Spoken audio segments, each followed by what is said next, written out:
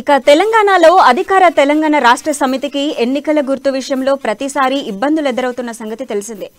పెద్ద సంఖ్యలో ఇండిపెండెంట్ అభ్యర్థులు బరిలో ఉన్నప్పుడు టీఆర్ఎస్ ఎన్నికల గుర్తు అయిన కారుని పోలిన వేరే గుర్తుల కారణంగా నష్టపోతున్నామని గులాబీ నేతలు చెబుతూనే వస్తున్నారు.